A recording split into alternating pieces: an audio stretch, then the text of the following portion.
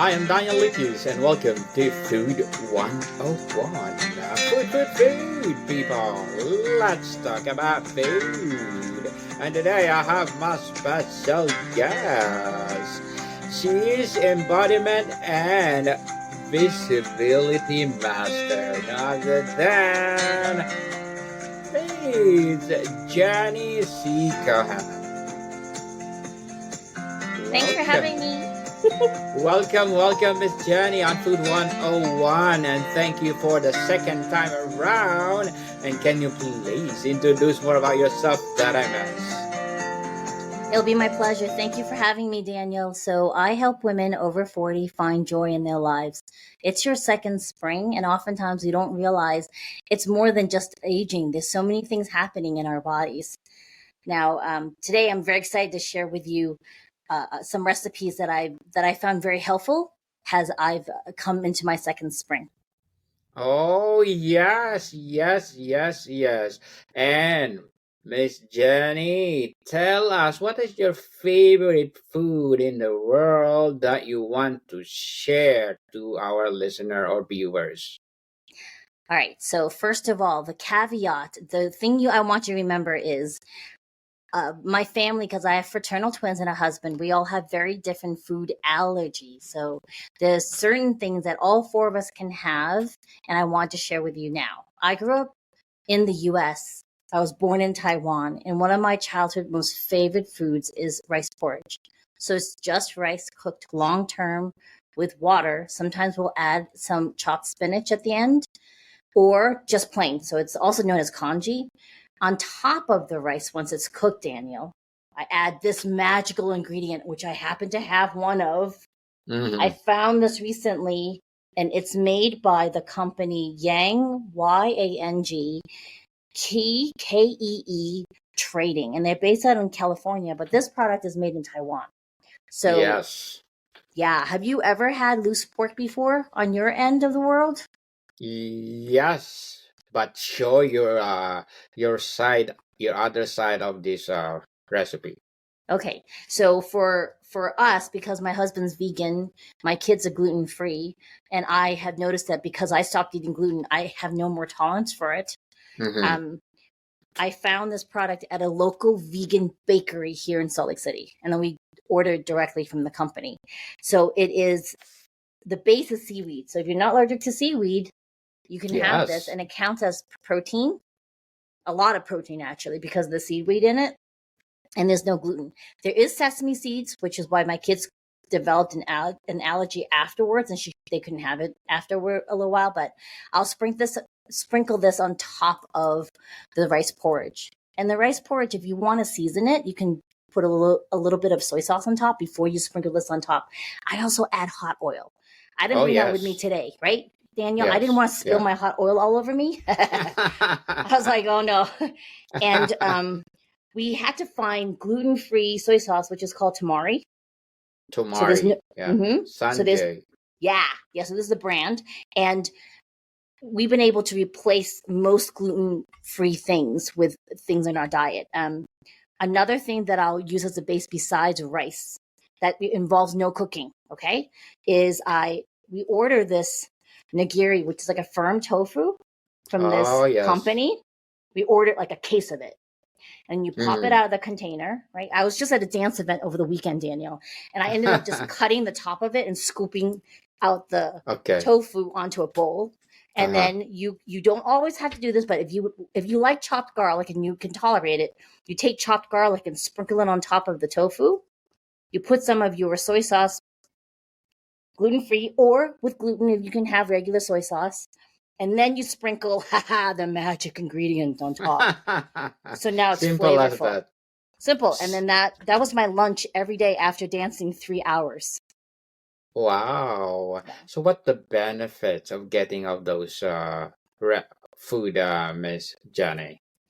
I noticed that it was enough protein and some little bit of carb to keep me going.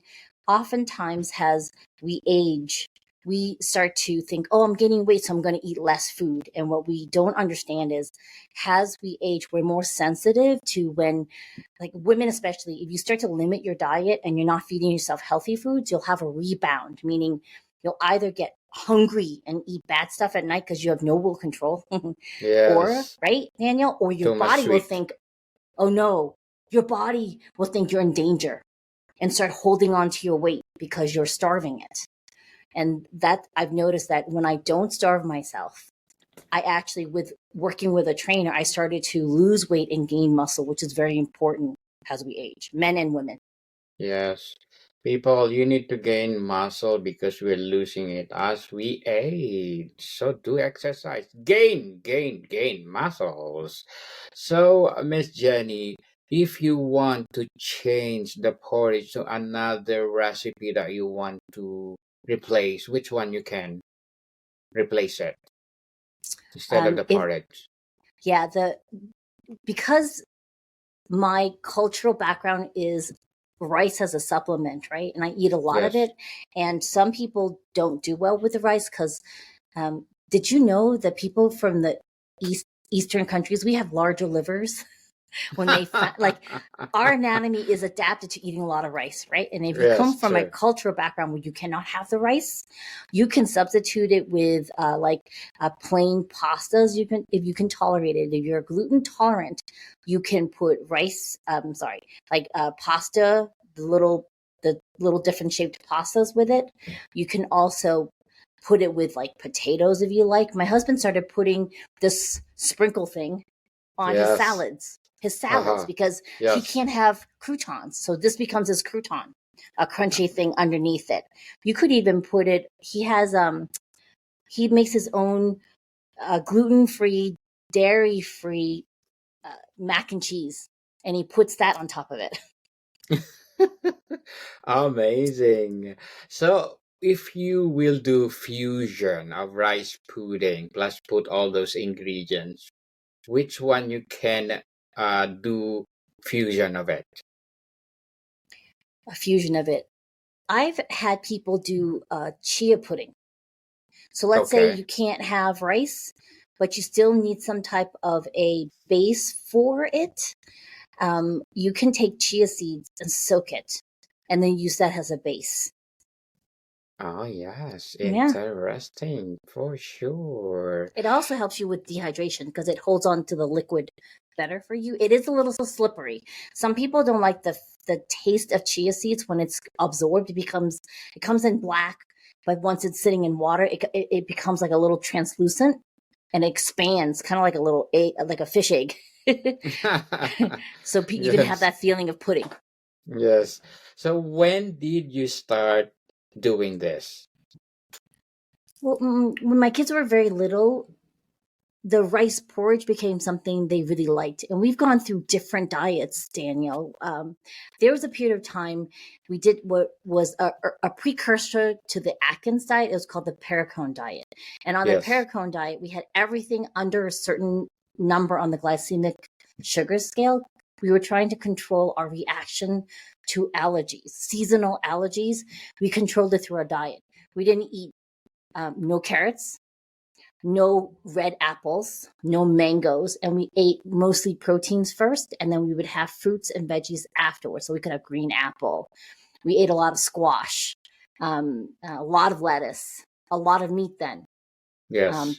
right? But then one of my kids, I have fraternal twins, developed a very severe allergy to fish. And at that time, my husband and I, we were eating fish, but we had to take that out of the diet. Then my husband swung the other direction, and instead of being very protein forward, he became vegan completely with very little oil. Because with him, he has a family history of heart disease, Daniel. So Mm-hmm. he had to watch his bad cholesterol very, very carefully. And we noticed he was a triathlete. So he would work out, all the crazy miles and swimming and biking. He did all that, but his cholesterol levels were still rising.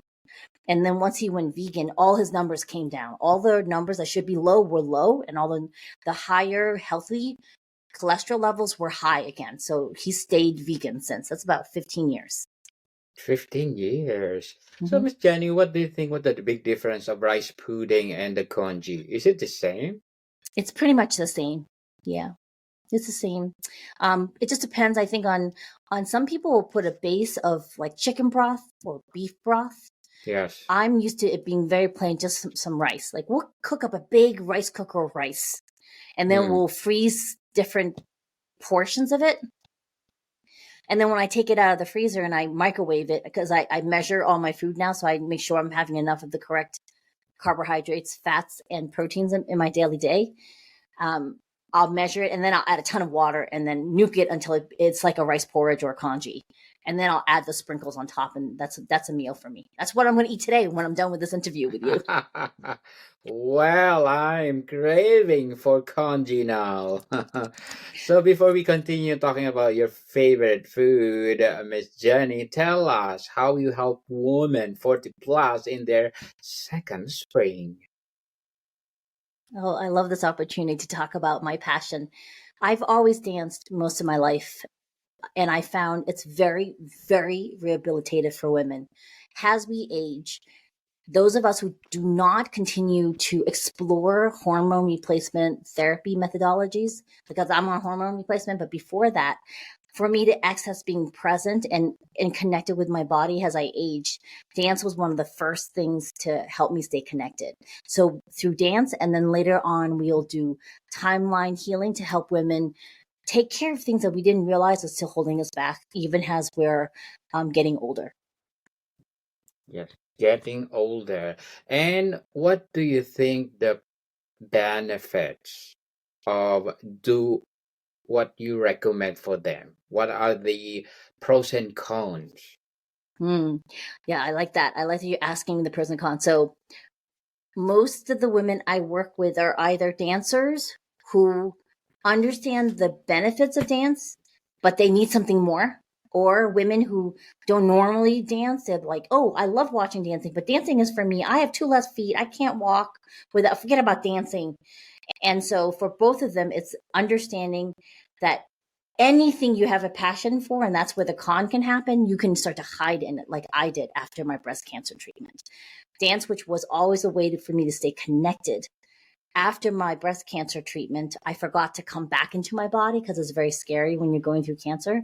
And then I Mhm. would use dance as a way to hide, Daniel. And then I had to add things on top of it, like breath work, Yes.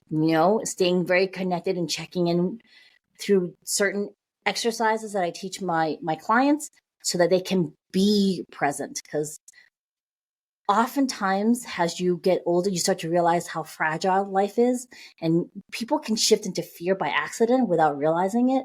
So the key is to still stay present and see what life is when it's really happy, and you can still hold space for when everything isn't going the way you want it to.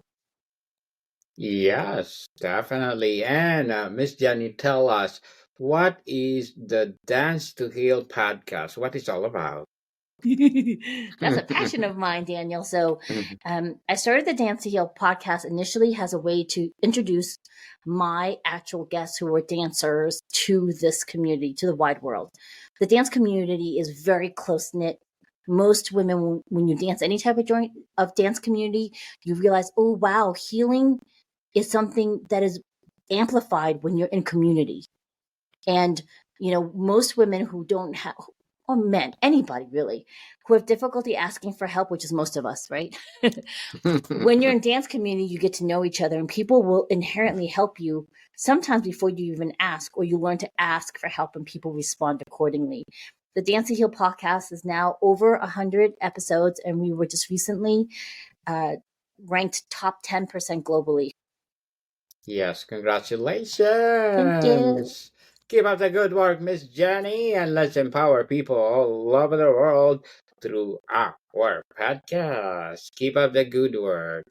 And one thing more, can you please invite our listeners to listen to your podcast as well as your, let's say, advice for those women procrastinating to dance? Yes, and if you would like to have access to a gift, you can go to Dance and Heal, DanceAndDan. Oh wait, I can't spell my own gift, Daniel. Dance and Heal, DanceAndHeal.com. Then you can have your own virtual class with me.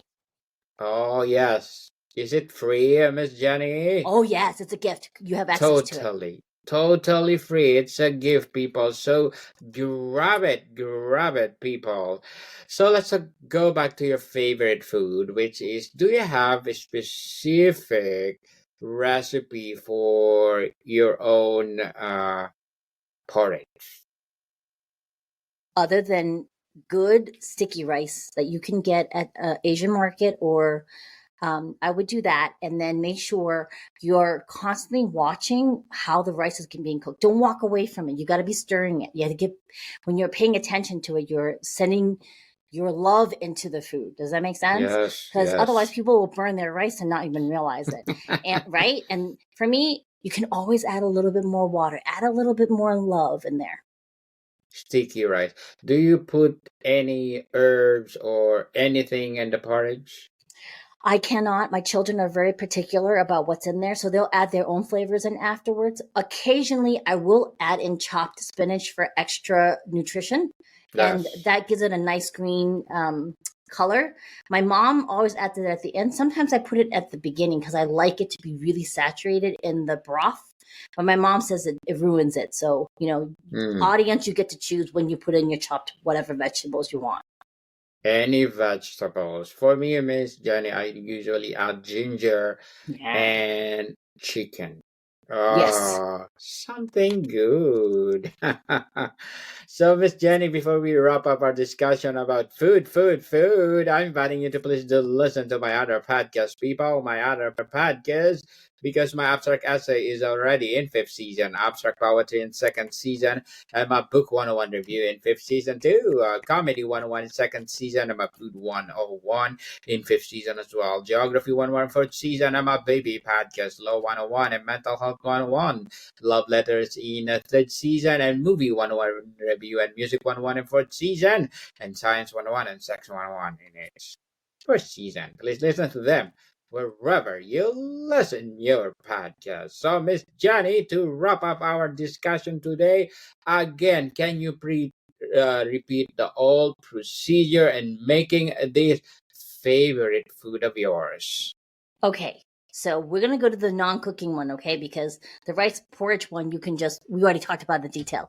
You're gonna buy yourself some type of protein, silken tofu. You're gonna chop that up. You're gonna add in, if your stomach can tolerate it, chopped garlic, okay? Yes. And then you're gonna use your soy sauce.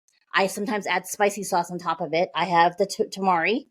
And then you can eat that plain, or you can add the magic ingredient, the imitation dried pork from the Yang Key Trading Company. Yes, awesome. Miss Jenny, thank you so much for sharing your favorite food to the world. Hoping for more and more favorite food to come, and please do come over and let's talk about it on Food 101. So can you please invite our listeners to support your podcast, your advocacy, or whatever projects that you're doing right now? Thank you for the opportunity to come here again, Daniel. You can find my gift at danceandheal, HEAL.com. And you can also listen to my podcast at the Dance to Heal podcast. Yes, people, let's support Miss Jenny Cohen, because if you support her, for sure, more and more empowering episodes of the podcast itself, more and more empowering dancing for sure to come. More to come, people. See you soon.